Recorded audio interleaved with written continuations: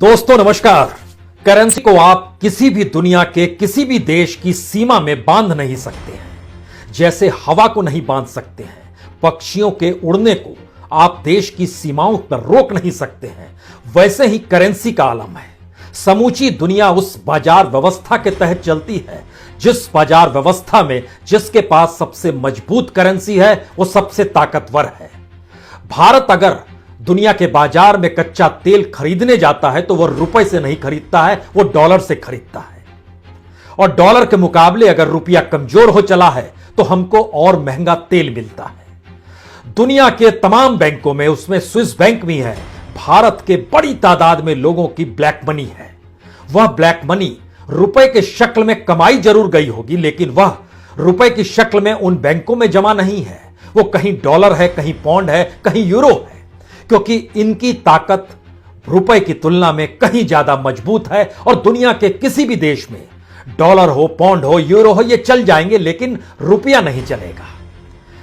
तो इसकी ताकत का एहसास इसी से हो सकता है कि 2018 में रिजर्व बैंक ऑफ इंडिया यानी भारतीय रिजर्व बैंक, जो क्रिप्टो करेंसी का विरोध कर रहा था, 2 बरस के बाद मार्च 2020 में जब सुप्रीम कोर्ट ने कहा कि क्रिप्टो करेंसी के विरोध करने का क्या मतलब है, आप कोई नियम कायदा कानून बनाइए और उसके बाद क्रिप्टो करेंसी का जिक्र कीजिए। तो मार्च के महीने में ही, यानी बीते बरस मार्च के महीने में ही आरबीआई ने कहा हमारी सहमति और हम अपना कानून बनाएंगे। और अब स्थिति ऐसी आ गई कि देश की संसद के शीतकालीन सत्र में, जो 29 तारीख यानी इसी 29 नवंबर से शुरू होने जा रहा है, बाकायदा क्रिप्टो करेंसी और डिजिटल करेंसी को लेकर एक सरकार बिल लाने वाली है। इस बिल का मतलब यही है कि इस देश में वर्चुअल इकोनॉमी का राज होने वाला है। वर्चुअल इकोनॉमी का मतलब बहुत साफ होता है, वो आपको रुपए की शक्ल में नहीं मिलेंगे, वो आपको सिक्के की शक्ल में नहीं मिलेंगे, वो वर्चुअल होंगे, जो सीधे ऑनलाइन होगा। यानी आप इंटरनेट के जरिए अपने तौर पर आपके पास कितना पैसा है, कैसे ट्रेडिंग हो रही है, यानी बीच में कोई नहीं होगा। उस रुपए का हिसाब किताब सरकार अपने तौर पर रखेगी। अब यहां पर सबसे बड़ा सवाल भारत को लेकर शुरू होता है, क्योंकि संसद के इस शीतकालीन सत्र में सिर्फ डिजिटल इकोनॉमी या क्रिप्टो करेंसी को लेकर बिल नहीं आ रहा है, बल्कि इस देश के बैंकों को बेचने को लेकर भी बिल आ रहा है। यानी सरकारी बैंकों को प्राइवेटाइज किया जाए, इसको लेकर भी सरकार बिल लाने वाली है। इसके मतलब क्या है? क्या भारत में आने वाले दिनों में बैंक खत्म हो जाएंगे और एक दरवाजा इस वक्त इस बिल के जरिए खुल जाएगा जहां पर आप सरकारी बैंकों को निजी हाथों में सौंप सकते हैं? यकीनन रास्ता खुल जाएगा। तो इस देश में जब बैंक ही नहीं बचेंगे तो फिर इतने बड़ी तादाद में तकरीबन 14 लाख बैंक कर्मी करेंगे क्या? उनके पास कोई काम नहीं रहेगा क्या? यह सवाल तो बैंक के मर्जर के वक्त भी उठना चाहिए था और उस वक्त भी सोचना चाहिए था। लेकिन कहते हैं जब करेंसी की ताकत सुनामी की शक्ल में अंतर्राष्ट्रीय बाजार को प्रभावित करने निकल पड़ी हो, तो आपके पास भी क्या रास्ता बचता है अगर आप स्वावलंबी नहीं है, आत्मनिर्भर नहीं है। जो बिल लाया जाने वाला है, पहले उसकी शक्ल को देख लीजिए, क्योंकि 26 बिलों का जिक्र है इस शीतकालीन सत्र में रखा जाएगा। उसमें 10वें नंबर पर है the crypto currency and regulation of official digital currency bill, यानी क्रिप्टो करेंसी एवं आधिकारिक डिजिटल मुद्रा विनिमय विधेयक 2021। इसके भीतर बहुत साफ तौर पर लिखा गया है कि आरबीआई द्वारा जारी डिजिटल करेंसी को कानूनी जामा पहनाया जाएगा, यानी निजी क्रिप्टो करेंसी पर प्रतिबंध लगा दिया जाएगा। और आरबीआई कुछ ऑप्शंस छोड़ेगी, कुछ एक्सेप्शनल केस छोड़ेगी, जिसमें वो चाहेगी कि क्रिप्टो करेंसी की टेक्नोलॉजी और उसका यूज हो सके। यानी वर्चुअल करेंसी को लेकर सरकार की सहमति है, ये पहली लाइन में बात सामने आ गई। अगर इसके हूबहू सरकार के शब्दों को सुनना चाहते हैं तो इसको ऐसे समझिए कि to create a facilitative framework for creation of a official digital currency to be issued by RBI, यानी ऑफिशियल डिजिटल करेंसी सरकार जारी करेगी आरबीआई के जरिए। अगली लाइन कहती है the bill also seeks to prohibit all private cryptocurrencies in India. However, it allows for certain exceptional to promote the underlying technology of cryptocurrencies and its uses. सरकार की सहमति है। इसके बाद जो 12वें नंबर बार बिल है वो बैंकिंग लॉ अमेंडमेंट बिल है। इस बिल में बहुत साफ तौर पर लिखा गया है कि हम जो बिल ला रहे हैं वो 1970 का जो अमेंडमेंट बैंकिंग कंपनीज का जो acquisition and transfer of undertakings था 1970-1980 का, और जो incidental amendment of banking regulation act 1949 था, उसके कॉन्टेक्स्ट में हम यूनियन बजट जो 2021 का ले आए थे उस संदर्भ में अब हम regarding privatisation of 2 public sector bank, 2 public sector bank का जो हमने बजट में जिक्र किया था जिसको हम प्राइवेट सेक्टर को देना चाहते हैं, उस दिशा में हम विधेयक लाएंगे, उस पर मोहर लग जाएगा। तो बैंक वाले तो पहले सोचना शुरू कर दें कि उनके साथ आने वाले वक्त में क्या होने वाला है, क्योंकि इस देश में बैंक कर्मियों की तादाद तकरीबन 14 लाख के लगभग में है।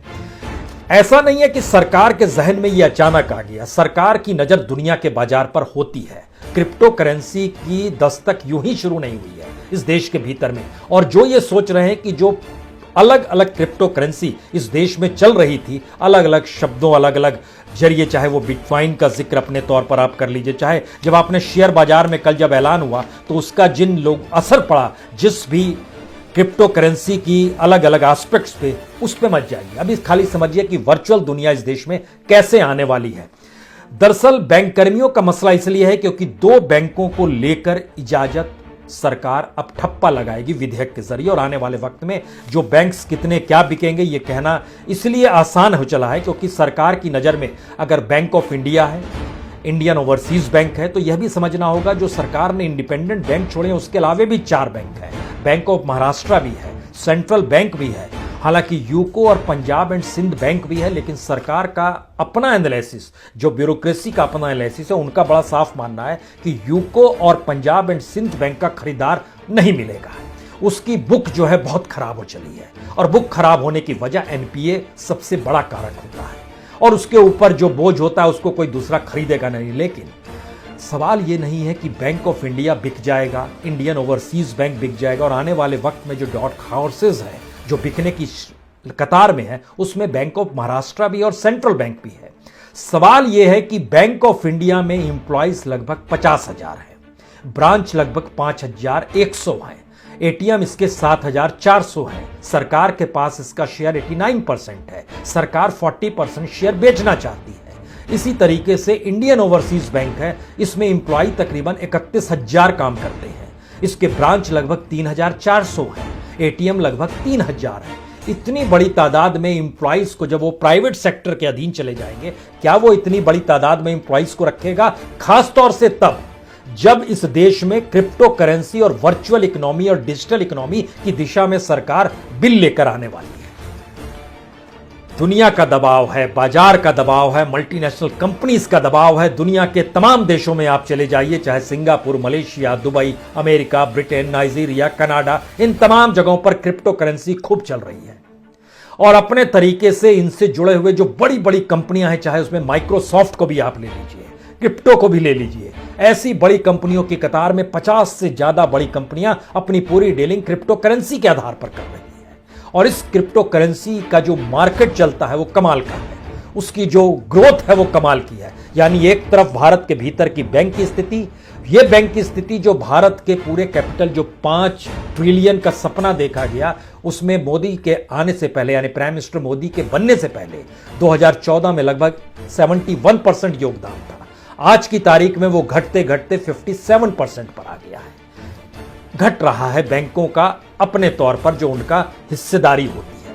सवाल ये भी नहीं है, सवाल है उसके बाद देखिए, बैंक ऑफ महाराष्ट्र लगभग 12,000 एम्प्लॉय है, सेंट्रल बैंक लगभग 30,000 एम्प्लॉय है। इतनी बड़ी तादाद में तो कोई नहीं रखेगा, ये तो कोई भी आसानी से समझ सकता है।